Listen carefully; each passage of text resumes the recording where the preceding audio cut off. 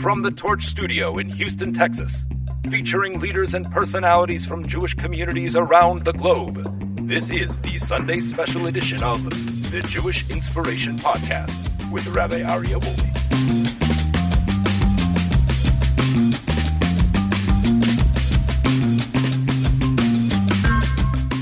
All right, welcome everybody. Welcome to the Sunday special of the Jewish Inspiration Podcast. My name is Rabbi Aryeh Wolbe, and I have the tremendous privilege of sitting here with such a dynamic family, the beautiful Gross family, Rabbi Steve Gross, Lily Gross, and Simon Gross.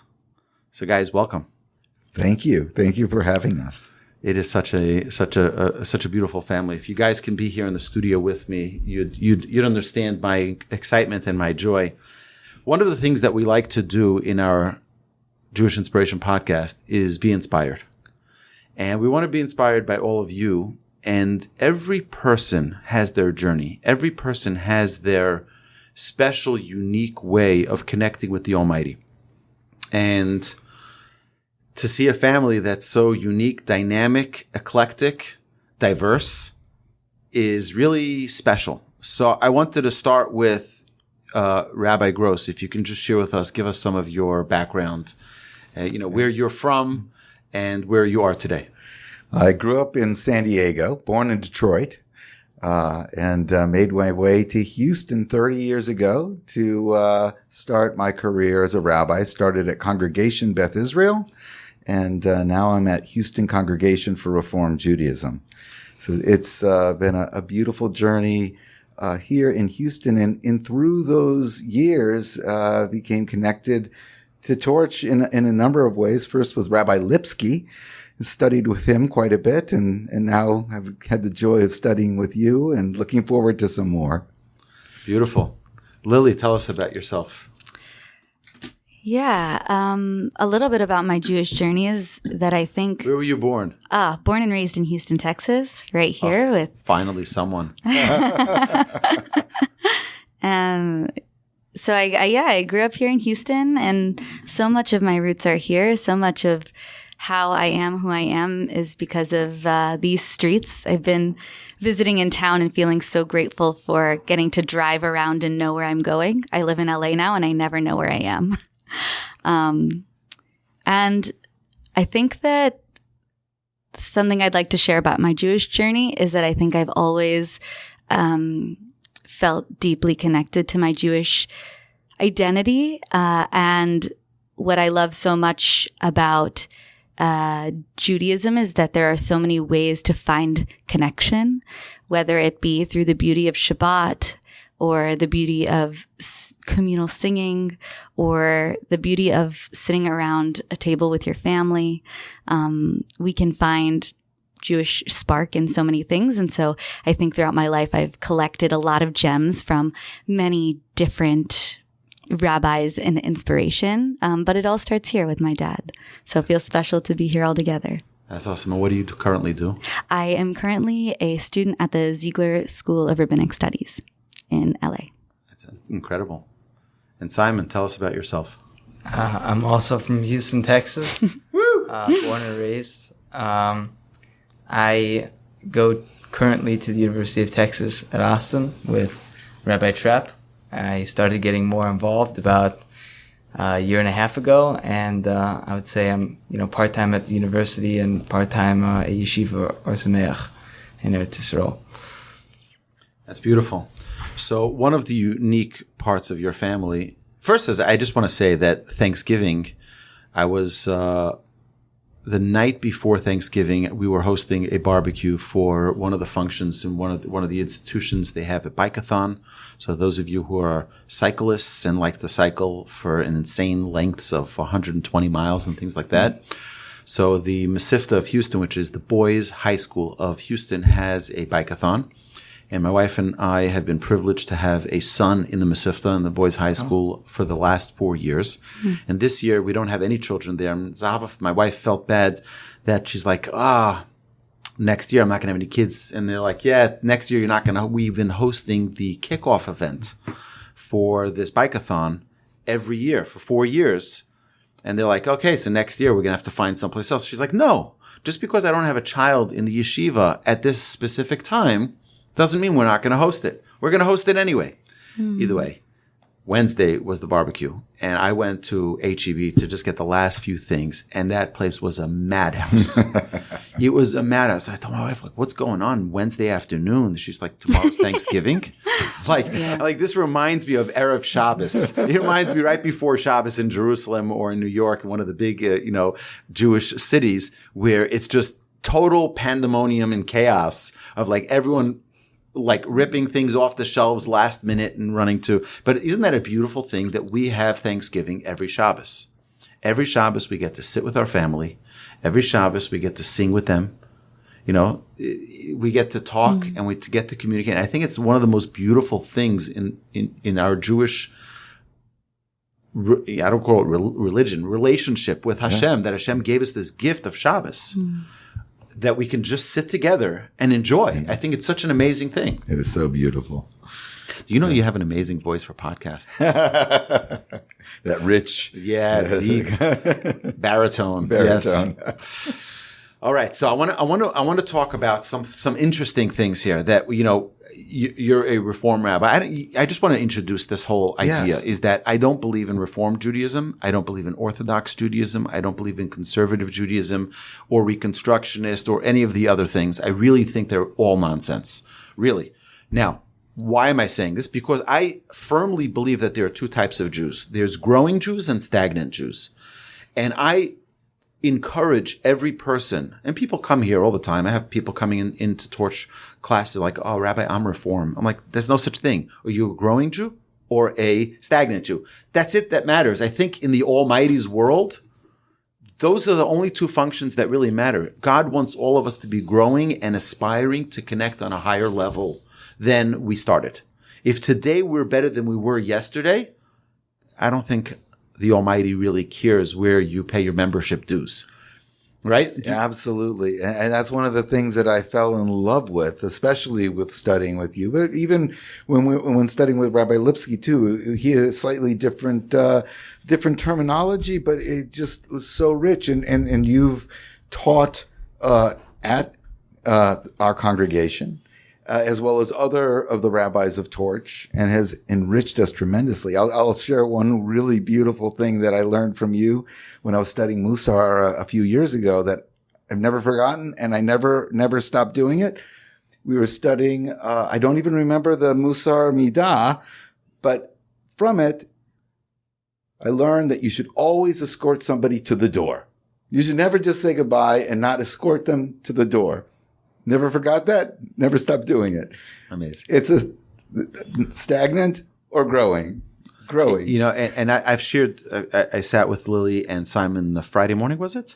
Feels like it was a year and a half ago. Thanksgiving morning. What a great way to start the day. And I shared some of the stories of people who have been regular participants at Torch. And people would ask them, okay, you've been learning with Torch for so many years. What has changed in your life? You've been learning and learning and learning, but has anything actually been implemented? And I always say I don't have a goal for any one of our students to be like me.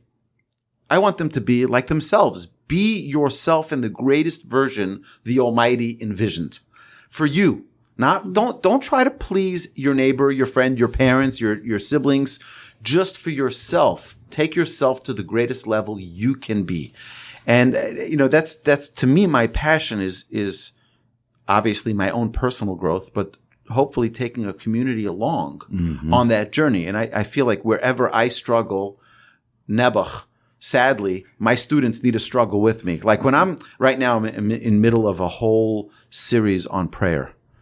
And that means that my students are going to be having classes on prayer for the next year because they're coming along on my journey. It's not like they're here at the top of the mountain and I'm going to help all of you peasants get up. No, God forbid. I am struggling to get up to the top of the mountain. I'm trying to get all of my people with me to come up the mountain with me. And that's the responsibility that I feel. So having given that introduction, Rabbi, you are a rabbi at a prominent Reform congregation here in Houston. Small and mighty. Small and mighty. Houston Congregation for Reform Judaism. We like to say long name, nice people. The nicest people. And, I remember Zahava coming and doing challah bake there. Challah baking, we got to get her back. Definitely. And Lily, you're a student at the Ziegler Institute, which is a conservative yeshiva. Mm-hmm. And you are a self-declared Orthodox yeshiva student. So this is amazing because I've never met a family that's so unique. It's like, and there's 2 other brothers. I'm looking forward to meeting them. We've got to get a bigger table here. So how do you? First is, Rabbi, if I can just tell you, I am so impressed, and I told this to your son, I told this to your daughter. You see, a lot of people talk the talk of acceptance, and you have to accept other people's time. You live it. It's such an amazing thing. I want to compliment you on this because, and they all agreed with me when I said that. They're like, that really, it's such an amazing thing. Take a victory lap and recognize that your children feel comfortable sharing with you their aspirations, their growth. How do you do this? It's like most parents, I want my child to be exactly like me. It's like, I want my child to be, and they're like finding their own way to express their relationship with the Almighty. And I think that that's so unique. I, for my own personal experience with faith, just love faith any way we can connect to God. It doesn't even, but for Jewish faith, it's Torah, but I also appreciate other faith traditions. And in so embracing that for my own inner self, watching my own children embrace faith in their own way is so fulfilling, right? The Vishinantam Levanecha is what I've tried to live by in our home and modeled it in every way that we could. And each one has embraced it in slightly different ways, in some very different ways. But it's been lived and realized, and that's so sacred. It's so special. Lily, what do you say? Yeah, Dad, I'm very grateful for this space that you created for spirit in our life and God in our life and ritual in our life. And it's been really great to have the ability to explore that on my own and find it in my own ways and to feel honored in doing that. And to feel accepted. And accepted and honored, yeah.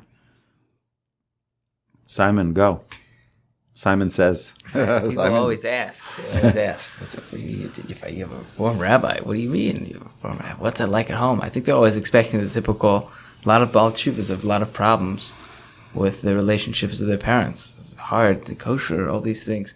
But I think it's the other way around. That, my father is somebody who cares about Hashem and cares about my growth, and somebody who wants to make sure that I feel comfortable being myself.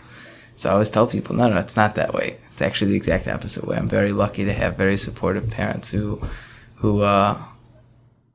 through many accommodations are trying very hard and succeeding to make sure that I feel comfortable in the home and around them, and that I want to come home. And I do, when I have the time, I do come home. So I'll just share one little thing, that there's a saying that, the student becomes the teacher. And so in this case, they're not students, they're children. But now that they've embraced the faith in different ways, Becky and I are adjusting and learning and trying, and growing also. The home is taking a new spiritual shape, which is really very meaningful. You see, so many times, there's a book actually came out. It was, "What do you mean my kitchen isn't kosher?" And it's written by someone who became religious later in life, and then they come back to their mom for Thanksgiving or some holiday, and they say, "Mom, I kind of have to make other arrangements for food." And it's like, "What do you mean? I'm not kosher enough for you?"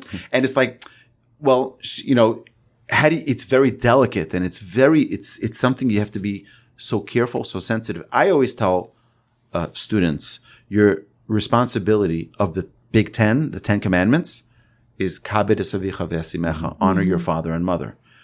And just because they may believe differently or act differently or observe differently doesn't mean that you aren't obligated by the fifth commandment of the 10 commandments to honor your father and mother, and to do it in the most sensitive and thoughtful way to ensure that you're not offending, you're not being hurtful. And I think that, everyone wants to be righteous and everyone wants to do the right thing, but there's a way to do things.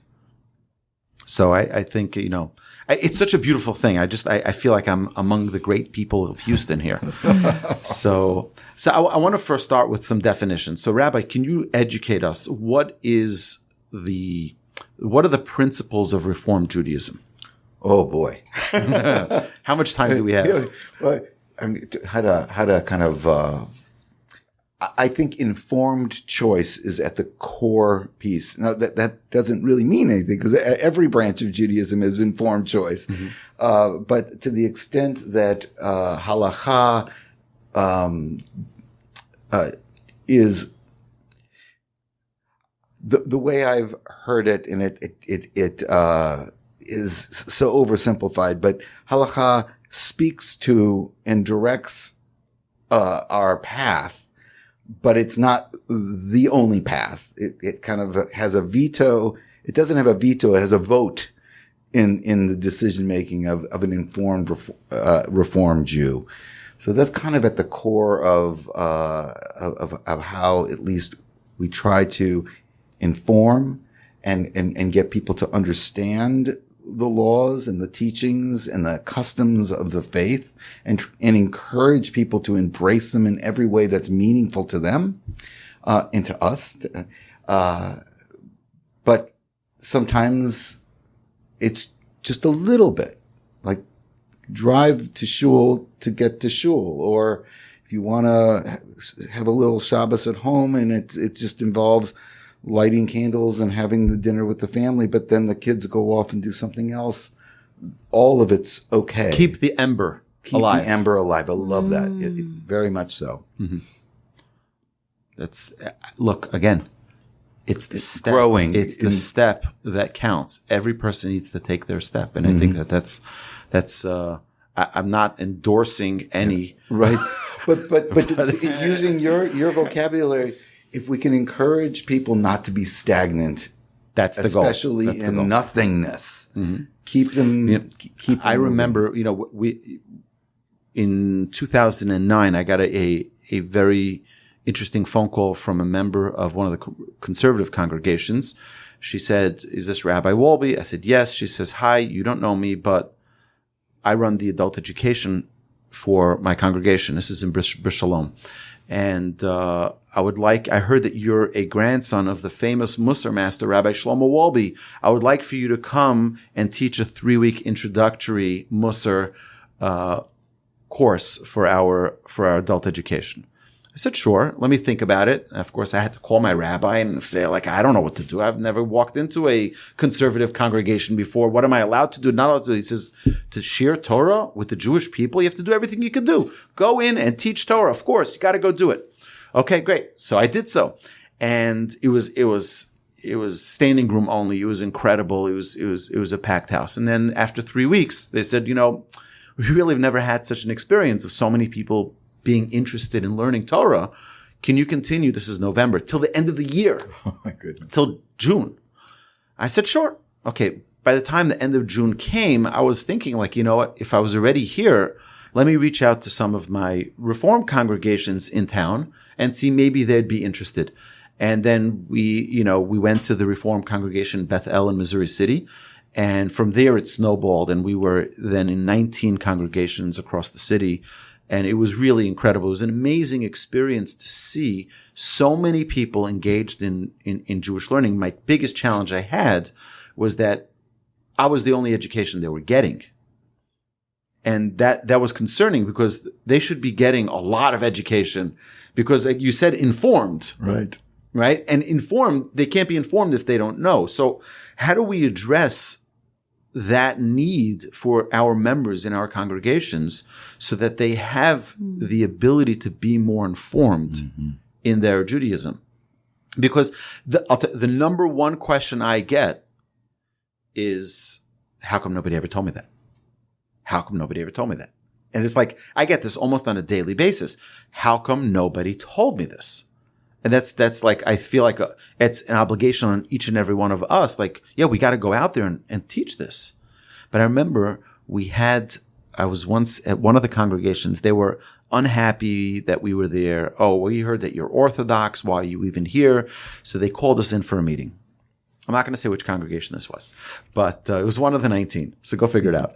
And the president, the rabbi, they're all sitting there, and I walk in, and they're like, if they would have had machine guns, they would have been shooting them at me. They were so mad. Like you're like, what are you trying to do? You're trying to proselytize our people. So the president at the time, he said to me, he says, I'm an atheist. What do you have to offer for me? I don't believe in the Torah. I don't believe in God. I don't believe in anything. But he's president. So I said, well, we all want to know how to be a better husband and a better wife and a better father and a better mother. That's what we can share. And that's what I want. That's the only thing I want. I'm not here to tell you. You have your rabbi in the congregation who's a very learned man, I'm sure, who can tell you everything you want to know about, if to have a mechitza or not to have a mechitza, if to cover your hair or not to cover your hair, if to do this or to do that. That's not, I want to talk about how to be a better person inside. And that has always been my focus, is let's go and share the things, the common ground that we all agree. I would say that I hope people listening to this don't think that I'm saying heresy, but I think about 90 or 95% of Judaism we all agree on. There are many points that we don't agree on between the different movements, but let's talk about the parts that we do, and I think we'll be able to overcome the other parts that we don't, and hopefully be engaged. So Lily, conservative movement, what are the principles there? We heard informed. Okay, Well, I just want to start by saying I do not represent the entire conservative movement. I represent me, myself, Ziegler and I. Institute, do not listen, okay? But I think actually what the conservative movement really tries to do is be a big umbrella. And that's at the benefit and the deficit for the movement, right? It's a big umbrella in terms of how to approach how to be Jewish, right? I like to say that the conservative movement is halachically inclined, first and foremost. So what does the text say about how to be on the path? And then through tshuvot, through looking at responsive from throughout time, looking at many rabbis throughout history and space and time, really try to dissect, like, okay, well, what is it that we can allow to answer certain specific things? So I actually think that it's really difficult in the conservative movement to say, what does it look like to be a conservative Jew? Because it looks kind of different for a lot of different people, depending on what they accept as a response to a law and what they don't. So I think halachically inclined is like really what I would pinpoint as the conservative movement, is what does the text say? And then let's evaluate how that fits into the here and the now and the practice. Okay, beautiful. So halachically inclined. So we have informed, halachically inclined. Simon says, what has your experience been with being in yeshiva and seeing the Torah observant or the Orthodox way of? So I would say, I don't know if you can ask me the principles. I would just say the principles of Torah Judaism, like we were saying, is that there's one God. There's no other God. Hashem is in everything. That Hashem has the power to give good and bad, reward and punishment, and that the Torah is divine. And my experience in this Torah world is everybody trying as hard as they can to connect to Hashem. Good times, bad times. I go to college in Austin, when I'm not in Yerushalayim, and you see kids who have never heard anything before in their entire life. And some of the strange things I've seen people do that try to connect. A group of kids. We have our biggest game of the entire year was on Yom Kippur. a couple of kids fasted 2 days before to try and make up for the fast day that they weren't going to be able to keep. And my rabbi called I called somebody's father in the community, and was telling him about this interesting thing. And the other rabbi responded. He said, "It's interesting that you say that they fast on this particular day, because this day is called there's a special fast day called the Fast of Tzaddikim." The fast didn't actually really count for a Yom Kippur fast, but at the same time, for whatever reason, that was the day that they picked to make up their fast. And then you go all the way to the other end of the spectrum, yeshiva guys who came from the middle of nowhere to come and learn Torah all day long. For me, this side of the world has just been people changing everything to bring themselves closer to a relationship with Hashem. I think it's really beautiful. Yeah, it's interesting you say that story, because my mother-in-law had a partner in Torah that she would learn with. And Partners in Torah is an amazing organization. For those of you listeners out there, go to partnersintorah.org. I'm a little prejudiced. My father-in-law started the organization and runs it. But what they do is they put someone who is in the process of learning, they're being introduced to Judaism, and they put someone who is a little bit more tenured in their knowledge of Judaism, and they partner them up, a mentor and student together. And they can be of all ages. I think their oldest student is in their 90s, and their youngest mentor is 18. It's like at all ages, whatever you know Aleph, teach Aleph, Beis, teach Beis, and et cetera, et cetera. So my mother-in-law had a study partner, and the partner had very, very, very limited knowledge of Judaism. And it was right before Pesach time. And my mother-in-law realized that she's going to have to be cleaning the house for Pesach, and it's a lot on a Jewish mother, on a Jewish household, getting ready for Pesach. So she tells her partner, I just realized that it's getting close to Pesach. We're not going to be able to learn for the next couple of weeks till after Pesach.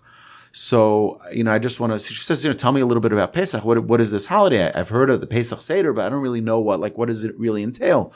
So my mother-in-law tells her, it's basically the easiest thing for you to understand is that we don't eat bread. We don't eat bread. And she says, okay. After Pesach, they finally get back together a week or so after Pesach, and they start their learning again. And she tells my mother-in-law, she says, honey, you won't believe it, but I picked up my children from school, and we went to pick up McDonald's.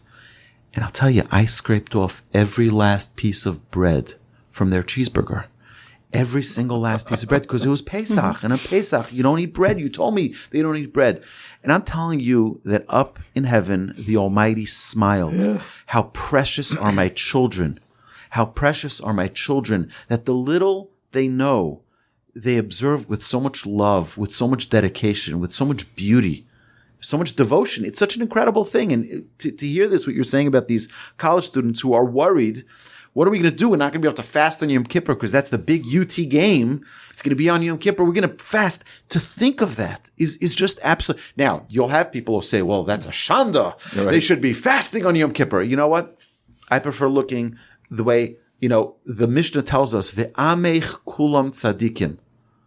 Your nation, the nation of the Jewish people, are all righteous. We're all righteous. We all have a spark within us, which is so divine and so holy and so pure. And it just is. I know so many people that if you just told them the little bit of Shabbos, they'll do it. Just tell me what. And I'm terrified to tell people because they might not be ready for it. You don't jump 100, how many those dash that the people jump. It takes a lot of practice to get to be able to. You don't jump on a ladder either. The ladder of growth we're going to see in this week's Torah portion, this coming week. That Yaakov has a dream and he has the ladder of the angels going ascending and descending. They take a step one at a time. It's very important to take a step-by-step approach to growth. But what I want to just unravel here is some of the challenges that perhaps each and every one of the movements have. Okay, now we'll start with the Orthodox. Okay, because the Orthodox have a big issue, in my opinion. Now, I'm Torah observant, Some people call me Orthodox. I don't like the title. I don't like the title because I think it's very limiting. I think, and we mentioned this in our conversation previously, I don't believe in any of these titles either because every person, again, is v'amech kulam tzadikim. They're all righteous. We got to bring out that righteousness sometimes, and it's from all sides. The issue I have, and again, please, for those of you from people listening to this podcast, please don't shoot me. But the stagnation, that someone who grows up in a religious community, what has changed from when they went to grade school, when they were bar mitzvah and started putting on tefillin? And I can tell you about myself. I put on tefillin, Baruch Hashem, every single day of my life, aside for Shabbos and Yom Tov, every single day.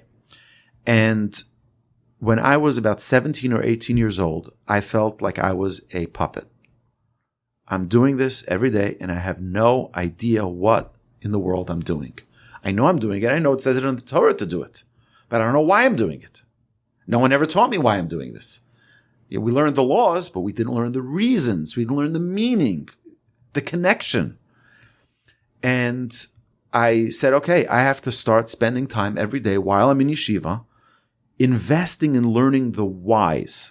And that changed my life. It changed my life because now I wasn't just keeping Shabbos because that's the way I grew up. I was keeping Shabbos because this is my life. This is my passion. This is my joy. This is my delight because it's my Shabbos. And I feel that sometimes is a big challenge in the religious community, is that I'm not saying puppetry, God forbid, we're doing the will of Hashem, those who are observing Shabbos, but perhaps there's not enough focus on the why, on the meaning, on the connection to it. So, no, I actually just got exposed to this question that you're asking right now with you this Shabbos. We were just having a conversation about it because I'm privileged to be in a place where every single thing you do, there's a choice. If I don't wrap tefillin on Wednesday, nobody knows. I'm the only obviously Hashem knows, but there's no social pressure. In fact, it's the opposite. There's anti-social pressure to do mitzvahs. And on the other side of the world, at Shar Yashiv also in New York, and Or Sameach, you're surrounded by the most amazing light possible. That you have every feeling inside of you. Oh, I'm so excited to wake up today and do tefillin. And I think it's amazing. Like obviously, I'm a part of this movement of people that are wanting more, that are doing more, and obviously with organizations like Torch, lots of people that are learning more and learning the why. And I couldn't tell you what the experience of somebody who grew up doing it was like. All I can say is that I'm very happy that I got to choose. And hopefully the listeners on the podcast take 1 second before they put the tefillin on, or 2 seconds before they put the tzitzis on, just to acknowledge the fact that it's not just something that you're doing, it's something that you're choosing to do. And that you should be happy that you have hands that can pick the tzitzis up, and that you have an arm to put the tefillin on, and you have legs that can walk you to that shul, and your eyes work well enough that you can even see the words that you're about to daven, because that's not a given. Today Hashem allowed you to do that, and you are choosing to do those mitzvahs. So that's, one of the things that go ahead. I something that was coming to my mind, Simon, as you were talking so beautifully, is sometimes in order to do tshuva, things have to be quite broken for us to recognize the brokenness. And so you have to hit a point of realizing, right? Like, oh, I am not fulfilling this in the way that I can be, to realize that things could be different. So I wonder if that's part of it too, is like, do people know that something's missing until they are seeking it? Many times we don't know what we're missing till we wake up to it one day. It's an amazing thing. One of the common questions I get in my classes is that, Rabbi, it's not fair. See, you grew up with kosher, and I'll tell you, it really is an amazing thing, because when I come up to the heavenly tribunal, they're going to say, Walby, what did you do with your life? You rotten nothing. Nobody. You did nothing with your life. And I'm going to be like, what are you talking about? Do you know how many times I passed by McDonald's and I didn't buy McDonald's? Like literally my entire life I passed by Burger King and I never bought a Burger King. And what are they going to tell me? Well, that was Wasn't never a problem challenge for you. It was never a challenge for you, so you're not going to get any reward for it, right? But why is... And my students ask me, they say, you grew up with kosher. You grew up with Shabbos. You grew up with all of these things. So for you, it's easy. But for me, I grew up with none of this. I grew up in Kansas. I grew up in here and there, and I never grew up with any of it. For me, it's very difficult. And I said to them, it's just the opposite. I said, for you, it's fresh. It's beautiful. It's enlightening. For my son is now 11 years old, one of my sons.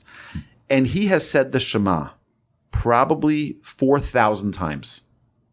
What is the likelihood that by the time he turns 13 and he's obligated to recite the Shema by biblical command to recite the Shema, that he's even going to know what he's saying? I tell my students, I say, the first time someone says, I love you to their spouse, it's so meaningful. It's so memorable. They remember where they were, when they were. Exactly. They prepared the words they're going to say that first, I love you. 10 years later, they're like, okay, honey, I love you. 1 second. That was AT&T. Who am I saying that to? Like, you don't even know what you're saying. It's like becomes so routine. And that's a big problem. It's a problem because it's become so habitual. It's become so regular.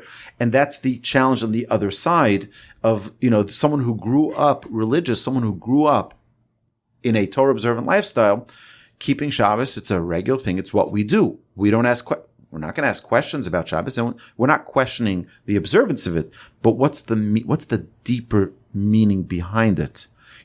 One of the reasons I have this prayer focus is because I feel like I'm now 46, almost 47 years old, and I've been praying since I was 3 years old, and in yeshiva, and saying the same words every single day, and I feel like I'm just saying it out of habit and motion.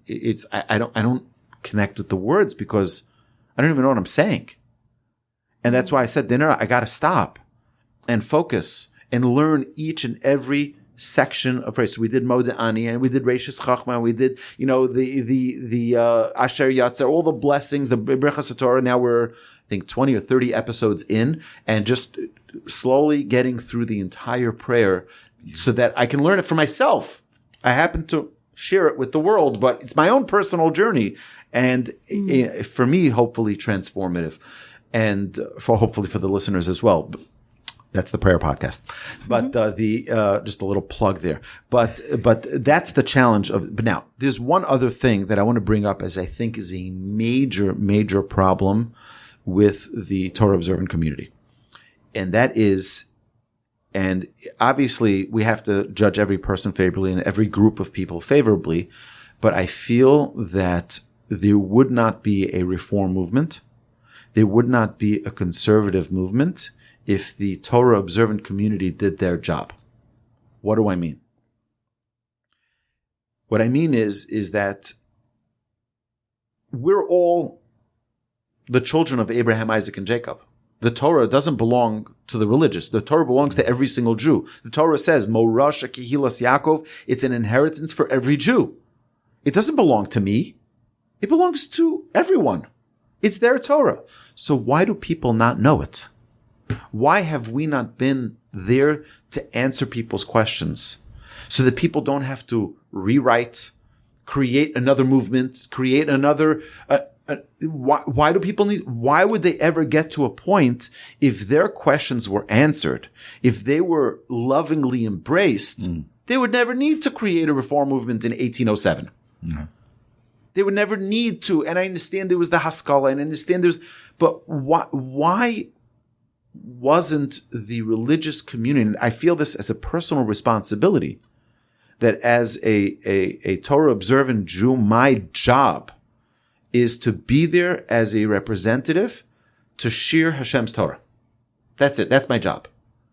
Because perhaps it wasn't shared 40, 50, 60, 100, 200 years ago the way it could be, in a way that was lovingly and not. And I can tell you from my own personal experience, I learned in yeshivas that were very, very tough and very challenging, where they were, it's not the way it is today in yeshivas today, but I can understand how someone just left the path and said, you know what, I'm done with this. How are you going to deal with God? Okay, so we'll start something new. We'll reform it. Mm-hmm. You understand? We should never be in a situation where a child or an adult feels so distanced from their own Torah that they have to create something new. And that I feel is a big problem. Where today, how many people do you have going out from yeshivas who the guys learn? They're so scholarly. They know so much Torah. Why aren't they going out and sharing it with the world? I think that's an indictment. You agree, Simon? Yeah. You have a job at Torch. When you're done with yeshiva, you have a job at Torch. I listen to the podcast about Bitachon by Michael Satvey every day. 10 minutes. He's just in your ear. Mm-hmm. You got it. It's an intense guy. It's called Daily Bitachon. Definitely worth listening to. Definitely changed my life. So there's a little bit of, not to pull listeners away from Torch podcasts, obviously, but just a little bit of a plug there. And one of the things he says a lot is a lot of people could write an entire sefer, every single mefarshim on every single about bitachon. I can pull from the Rishonim, and I got from here from the Torah. This is what they could write a whole sefer. He says that doesn't mean you have bitachon. You can know everything in the entire world and still really know nothing. Obviously, I wasn't alive in 1807, and I don't know what my grandparents were up to back then. But what I can tell you is that if you don't want something, you're never going to have it. And I think... But how can someone want something if they don't know it exists? You have to want to know that something exists. Right. You have to want to have a connection. And I think that was what we were talking about this Shabbos also is what's the ikr? What's the ikr of being a Jew? What's the main thing about being a Jew is to want to have a relationship with the Kodesh Baruch Hu. And to have people who go and say, what does that mean? I don't even know what that means. Like that's... Somewhere along the way, we forgot to smile. We forgot to dance. It became too much about writing books. And I mean, I don't know. I wasn't there. I couldn't tell you. But maybe there wasn't so much wanting. Maybe there was more. I don't know. Really. Right. But, and also something that's coming to me to answer your question is, what if the rule book doesn't acknowledge you as you are? You know, I lived in the Orthodox world for about 2 years with Olami and the Jewish Experience in Denver. Shout out to Rabbi Danny Wolf and Rebbitzin Sarah Wolf, who changed my life forever. And I didn't feel the place for myself in the way that I authentically feel inclined to be me. And so, as a woman, I only represent that part of the spectrum of what it means to be a human. But I think that in answering your question, why does that happen? You know, I think there's a lot of people that don't always feel that they see themselves written in the text. Not that it's not there, but I think maybe that's part of it. And maybe we need to, and that's why I'm here and studying in the way that I am, is how do we look to the text to find the answers to the questions for people who don't inherently see themselves written? You know, the Gaon of Vilna says that every person's name is in the Torah because it's your Torah. So you have to have your name in it, right? You buy a book, you write your name, Stephen Gross. You write your name in it so that people know it's your book. The Torah, if it's your book, your name should be in it. So my father was once with one of his friends and who told him this. And he says, so where's my name? He says, oh, that's easy. He says in the Hamalach HaGoel that Jacob blessed Ephraim and Manasseh, in the end of the book of Genesis. So it says, Avraham v'Yitzchak v'yidgu larov b'kerev ha'aretz. Okay, you remember those words? Remember from the song Hamalach, right? Avraham, that's my father's name. The first letters of the following. V'Yitzchak v'yidgu larov b'kerev ha'aretz. Volbe, that's my last name. And that's my father's name right there in the Torah. So, no, the Torah does. It has to be personalized. Yeah. It's very interesting that you say that because many people think that halacha means a set rules, but that's not really what it means. It's the guidelines and it's telling us the framework of how, for example, prayer should be conducted in a certain way. But if you look at halacha, you will find everything has multiple opinions because there are many different ways in which people pray, right? It'll say, this is the way the Ashkenaz, their minhag is, and the Sephardi do this, and the people from this place do that. Now, it doesn't mean that everyone, let me simplify this. Someone asked me once, said, Rabbi, I don't understand what you're talking about. It's like, why don't you guys figure out yourselves first what you guys are doing? Because there are about 1,000 different Hasidic sects. Mm-hmm. Each one has their own different customs and different things. You guys figure out what you want to do first, and then let me know, and I'll do it, okay? Mm-hmm. I said, yeah, but here's the thing you have to understand. They all agree on the principles of Shabbos, kosher, tefillin, right? Family purity. Those are the fundamentals that none of them question. The question of whether they wear the hat like this or they wear the hat like that, they have the payas like this or the payas like that, they all agree that they have to have payas, right? They all agree that they have to pray and that they have to keep Shabbos. The style is personalized, and that each sect finds their own way. This one wears this color, and this one is that color, and this one is this type of hat and that type of hat. No hat, this type of yarmulke, that type of yarmulke. That's fine. That's your own personal style, which the Torah says. By the way, halacha comes from the word halicha, which is the path, your journey. Mm-hmm. Which it's very not set. You can ask a question to a rabbi, a bona fide rabbi who knows the halacha. And you can ask. Each one of us can ask a question and all get different answers. And they're all correct. How's that possible? Because it's personalized to each person and their challenge, their specific situation, their circumstance. So it's very personalized. But within a framework, and that's what the halacha is there to do, mm-hmm. is to give the overall framework. Within that framework, there is some maneuvering, again, within the framework. Did I answer? Yeah. It's a shame that on podcasts you can't see the face of the people because I'm just felling as I listen to my own children talk about Torah in their own way that came from a Reform approach to the text, to the teaching, to the heritage. And I think that the Reform movement, first of all, it's not an ED. It's not reformed, right? So you are absolutely right. The concept of reform, but it's constantly evolving. And the early reformers made some, I think, significant miscalculations or misjudgments for very good and meaningful reasons, diving into striving to have meaning through perhaps praying in the vernacular, right? I want to understand what I'm saying. I can't just say it in this ancient tongue that I don't connect to, or trying to follow, Simon mentioned the word ikar, looking for the kernel at the absolute center of the mitzvah, and making sure you embrace that as you perhaps do the mitzvah itself. The problem is that the more you're looking for the ikar, the more you're looking for the meaning, the more you're looking for the essence.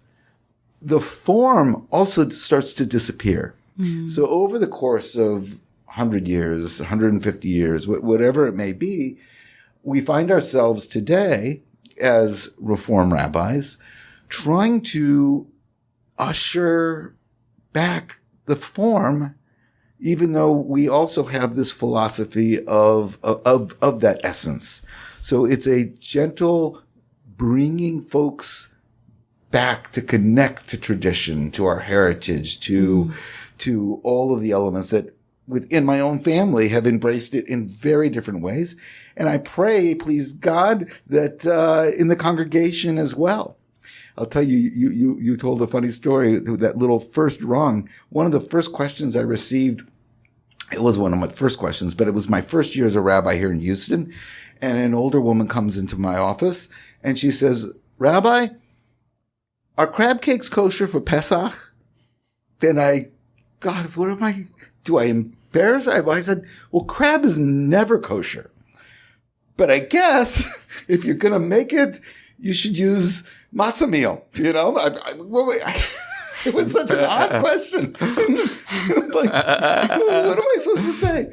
But the form had completely lost itself on her, but she valued Pesach and matzah, and she wasn't even thinking about the crab part. It was. I had a student call me up. He says, Rabbi, in the middle of eating shrimp, I love this so much. Can I say a blessing? I want to thank Hashem for giving me this. Yeah. He said, what's the blessing for shrimp? Like, wow, we should talk later. But I am felling as I listen to this. That's my prayer. My prayer is that just as you taught me to walk the people to the door, I want to walk the people from the door into the shul, right? And Right. step by step.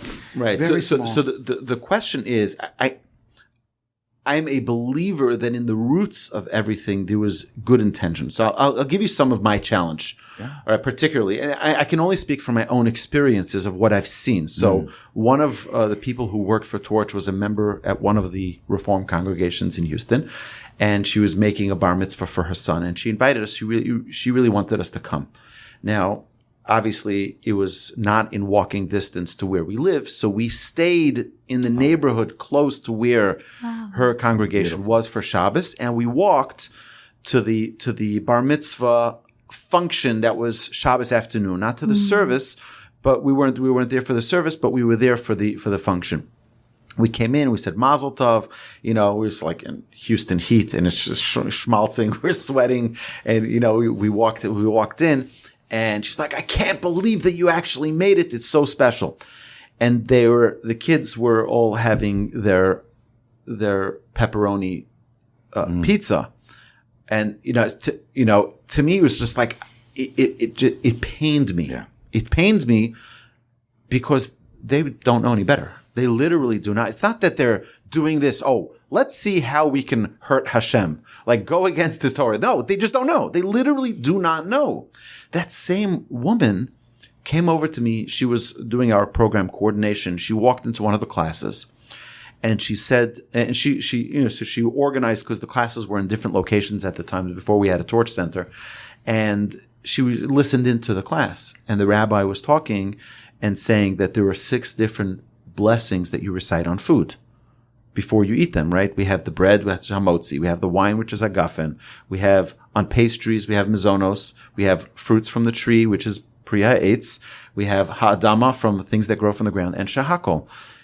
And then 3 after blessings, depending on what it is, the Birkat HaMazon, the Me'en Shalosh, which is the Bracha Achrona, and the Bar Nefashos. And he just went on with his class. She came to my office the next day, and her face was bright red, mad as can be, and she's pounding on my desk. She just, can you explain this to me? I'm a member in my congregation for 28 years, and nobody can tell me that there's another blessing other than hamotzi lechem in haaretz. She was so mad. How come she's been deprived of this knowledge?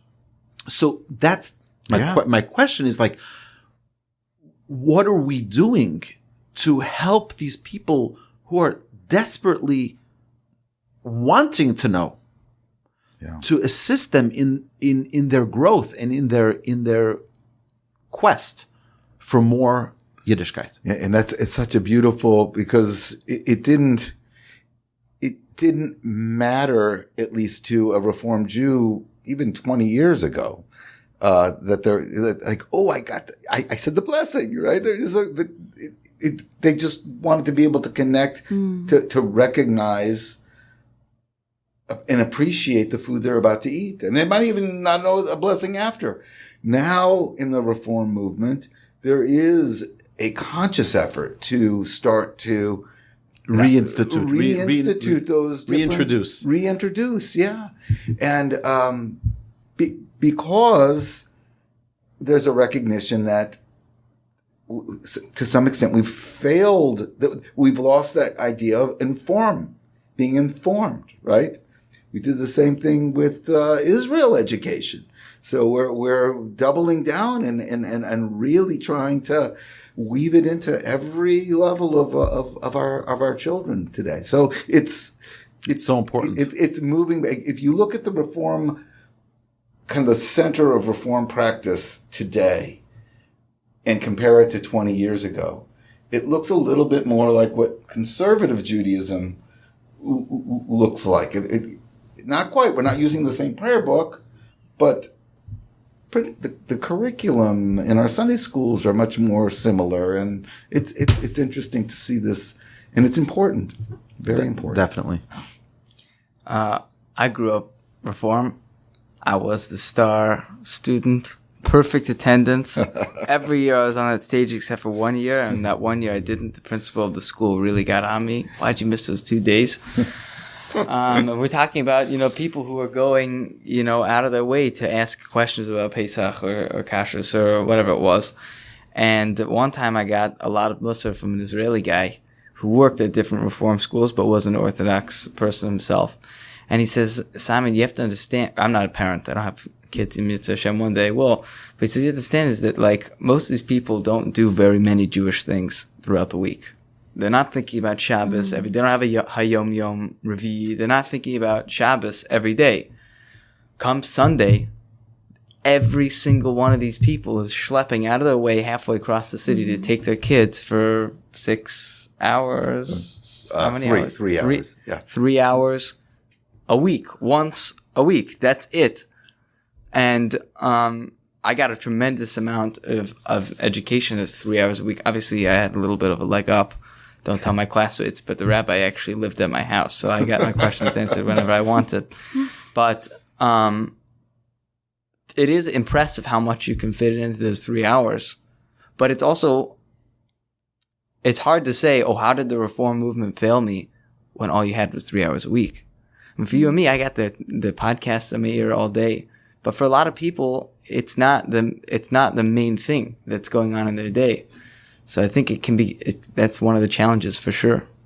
One of our listeners was a member of the Reform congregation in Alabama, and I think Huntington, Alabama. Is that a place? I think it is a place, right? Mm-hmm. Yes. So he's David. Hi, and avid listener to all the Torch podcasts.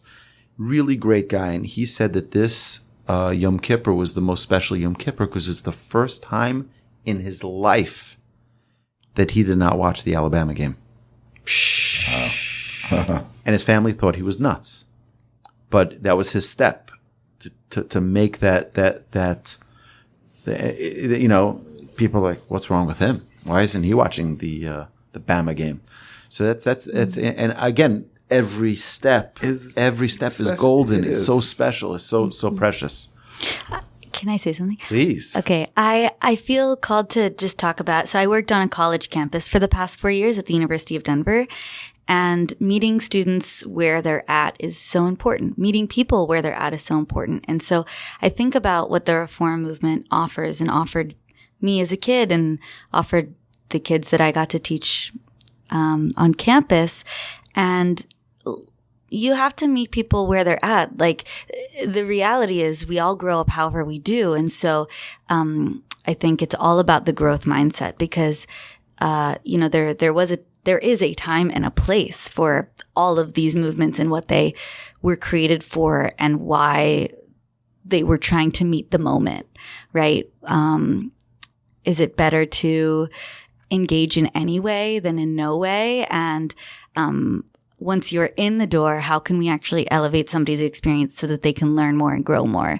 So I think it's just about also meeting people where they're at. To me, that's what the denominations kind of illuminate, is like, where are you? Like, it's hard if you don't speak any Hebrew to walk into an Orthodox synagogue and feel like you know what's going on and can participate necessarily, right? So not that that's not an option, but, I think seeing where we are in Jewish literacy in the world right now, there's a space for people when they walk in a Reform or conservative synagogue to say, I'm only at Aleph. Let's start at Aleph.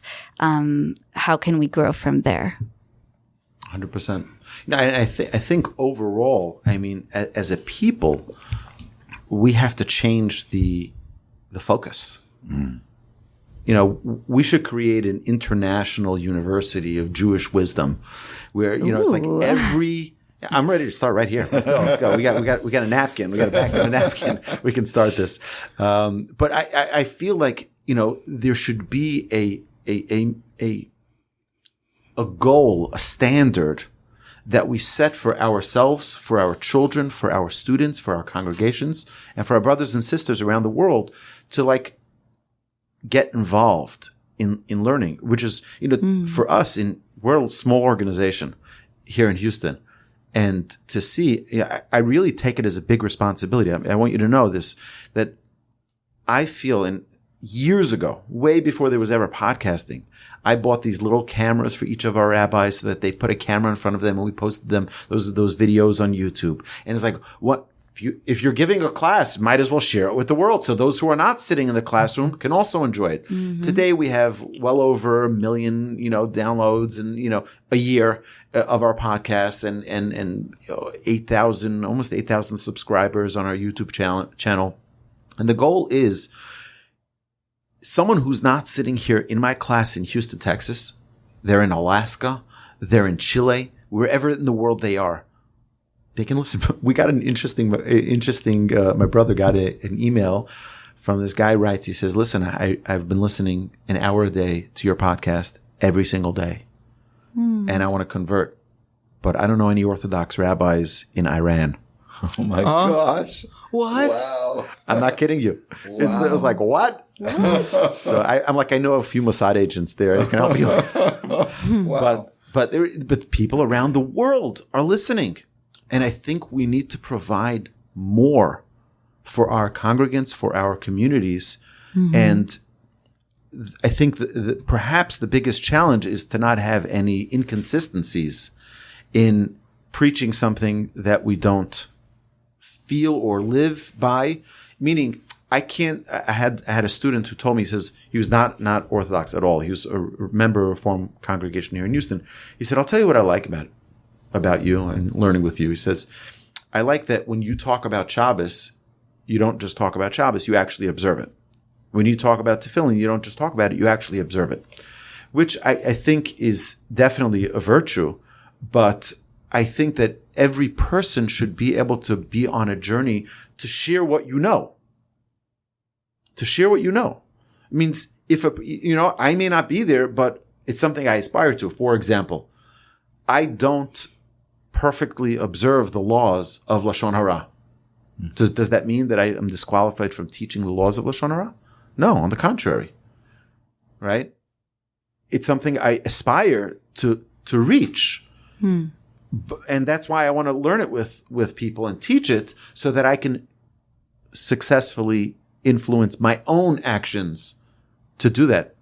But just because I don't observe it doesn't mean I want to tear down those laws and break down the laws of proper speech, which I feel is perhaps one of the challenges that some of the movements have, is where, it's kind of inconvenient. So maybe we just change the rules a little bit.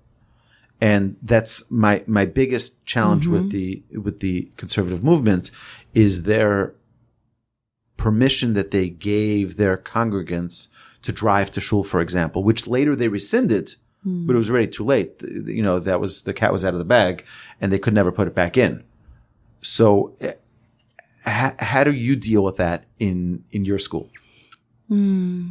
Such a good question, and I think it's something that I'll probably struggle with for a long time. Like, how do you, if you are the conservative movement, this big umbrella of what does it mean to be observant, right? Then how do you define what observance is? I think a lot of it comes down to learning, right? I think it comes down to all of the same things that we've been talking about just before this, of like, people should have the information to make informed decisions. Something I actually really respect about what the conservative movement's methodology is to use the methodology of halacha that we've had for a really long time, of saying, oh, well, Rav, this person says this, and Rav, this person says this, and this tradition did this, and this tradition did this. And and then when you come into the modern day, for example, with driving, what is electricity actually? What are these things actually? Are they actually the act of creation? Is an electric car really spark of any kind? And so grappling with those things. And I think it's up to individual people to make those informed decisions themselves. And then it becomes hard because what if you as the rabbi are not living in the same way as your congregants? But I think to the point that you were saying, if we can live the best life that we're trying to live, maybe it can inspire others to do that as well. And maybe it can inform them to make those decisions as well. It's fascinating. Fascinating.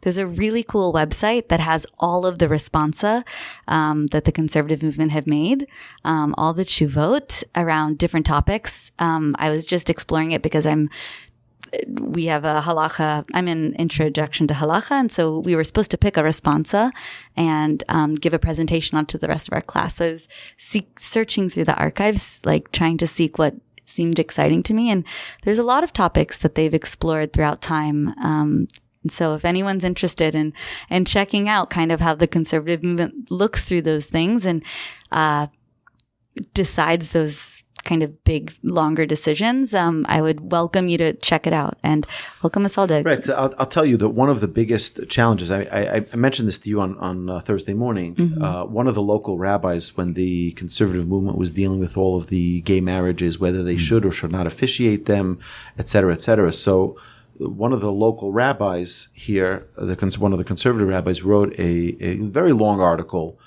outlining some of his history of being an attorney. And he said that there's a concept of black letter law. And black letter law means that they took out all the doubts.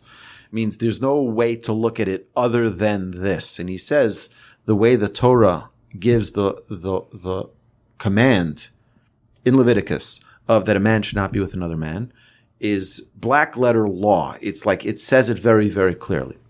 But then he went on to say, well, today's a different generation and therefore it's not applicable and we can do whatever we want. So basically, I'm oversimplifying what he wrote. And to me, that's very, very challenging because you're saying that the Torah that was given to us at Mount Sinai by the Almighty, who I think had a vision for the future, okay, is suddenly irrelevant.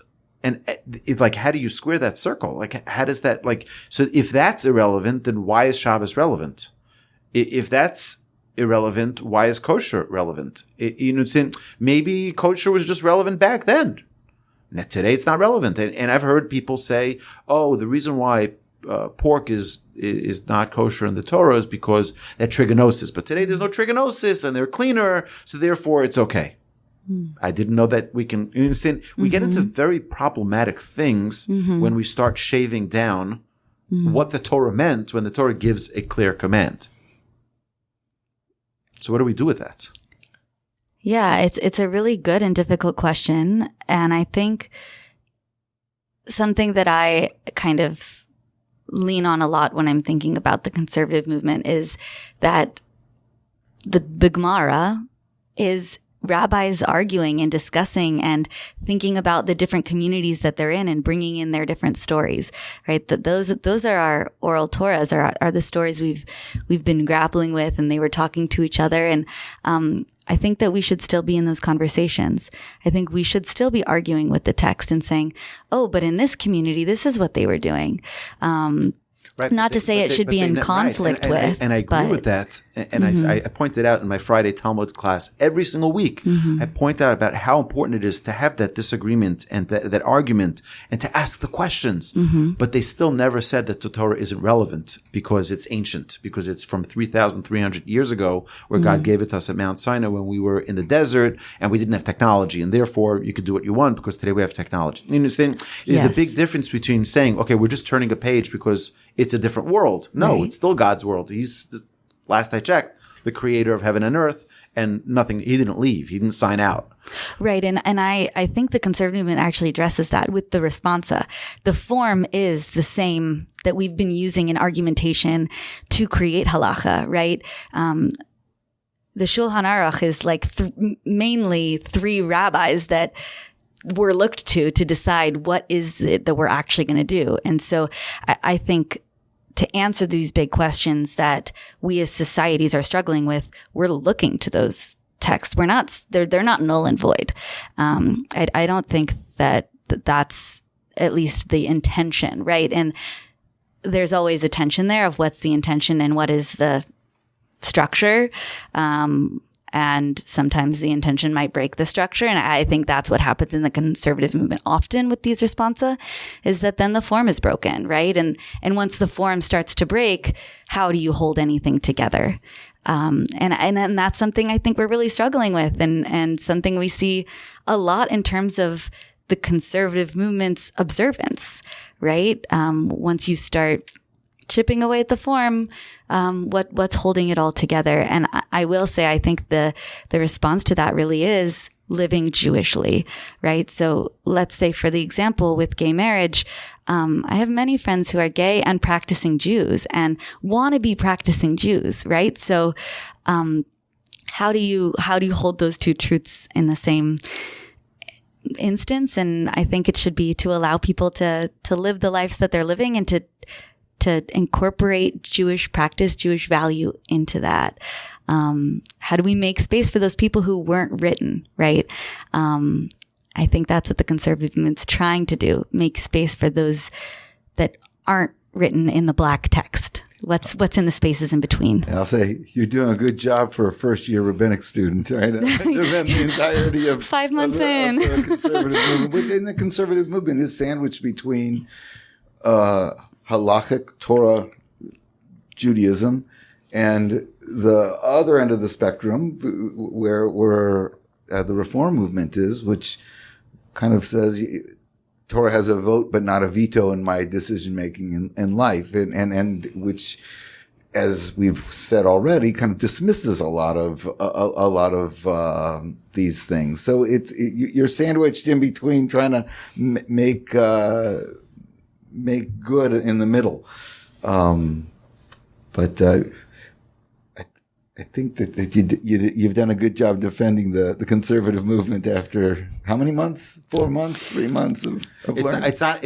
I'm not attacking. No. But I'm just saying that it's kind of interesting to hear each of my kids. Right, and I didn't grow up conservative, so it is. I come from a really interesting space in conservative spaces because I didn't go to USY or go to camp with everybody. My outlook is a little bit different. But I think that there is an attempt to hold both of those things. I don't know if that answers your question, right? But no,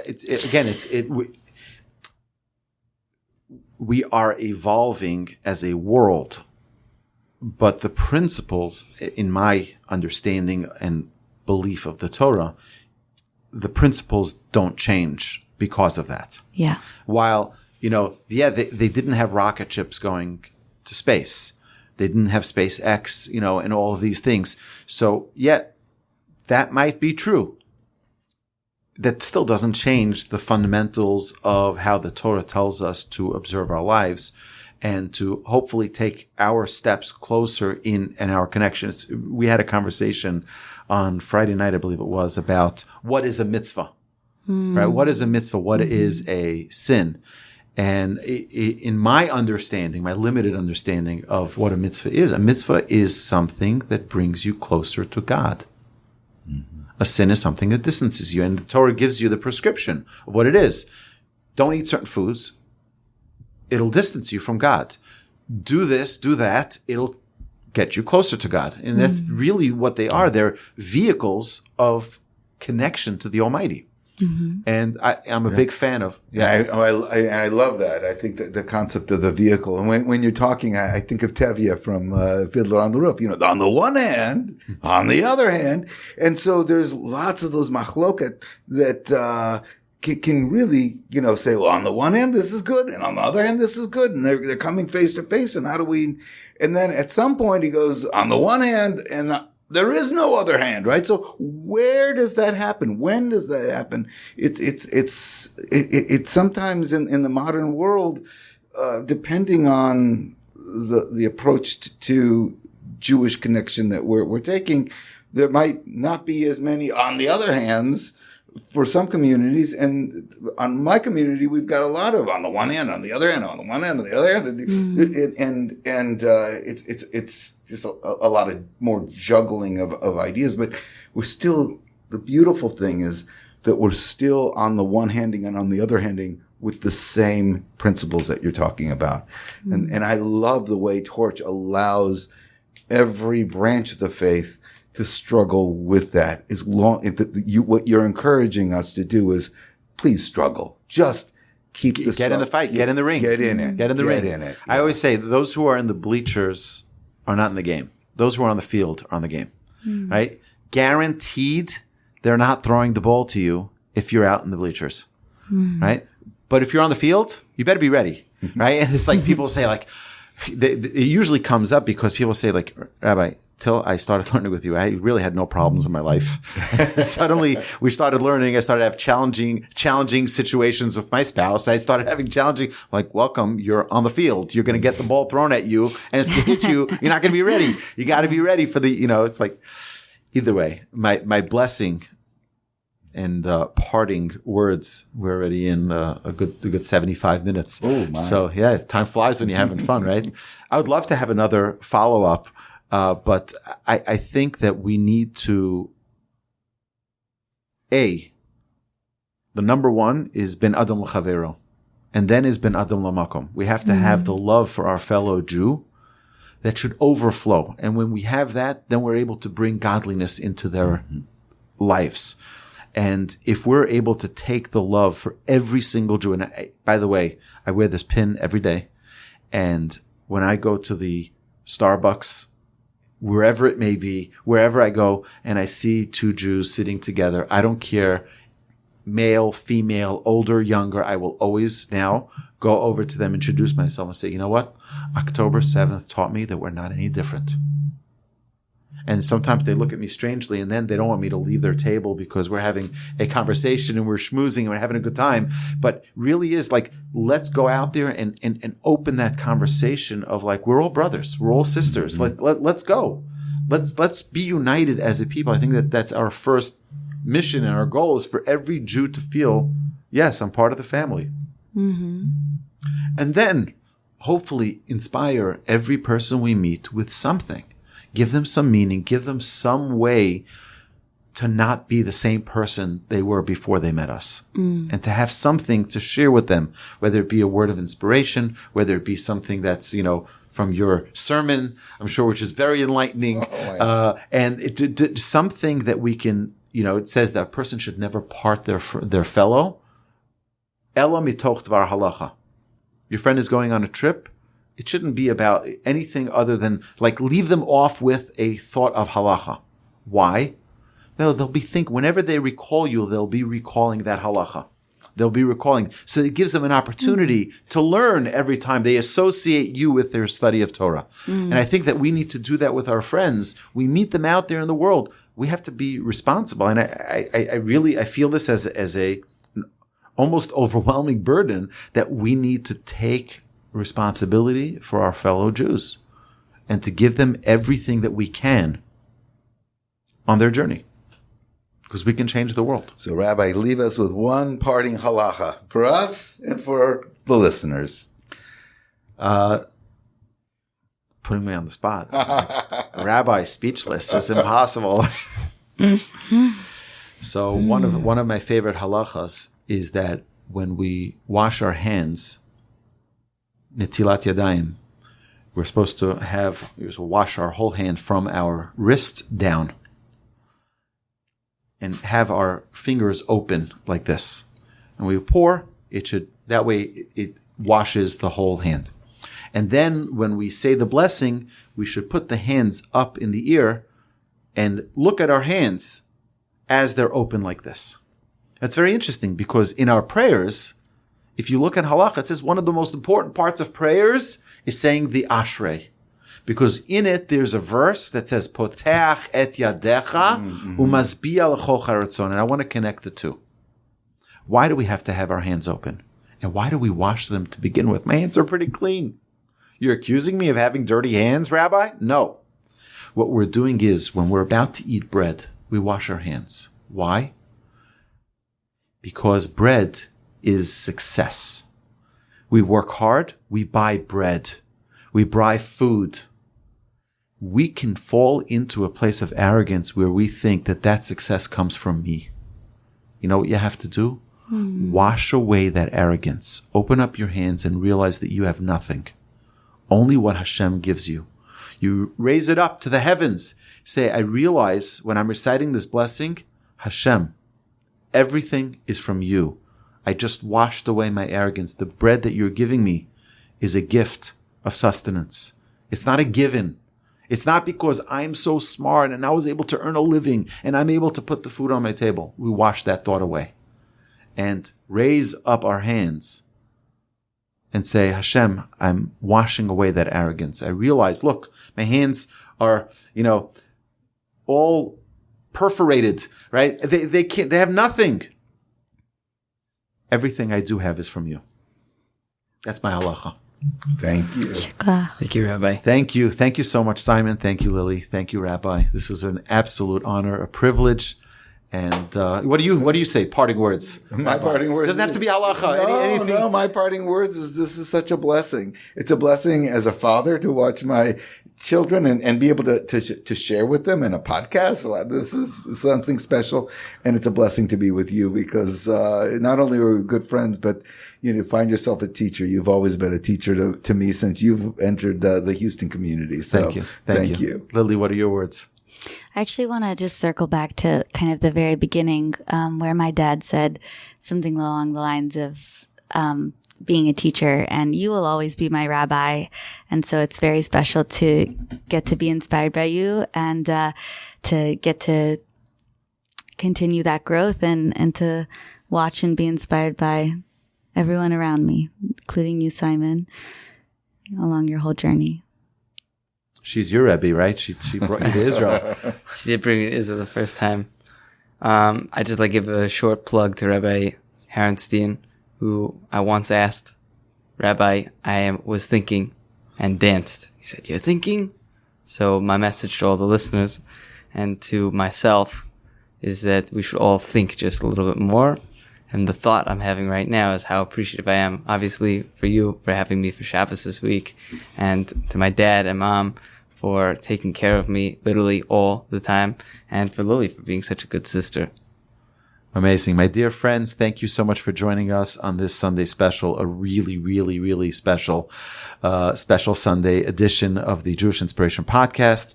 And I look forward to continue to learn and be inspired by every single day of our lives, everything that we interact with. My dear friends, so long. Thank you. Shavua Tov. Amen. Thank you for being here. And shalom. You've been listening to Rabbi Aryeh Wolbe on a podcast produced by Torch, the Torah Outreach Resource Center of Houston. Please help sponsor an episode so we can continue to produce more quality Jewish content for our listeners around the globe. Please visit torchweb.org to donate and partner with us on this incredible endeavor.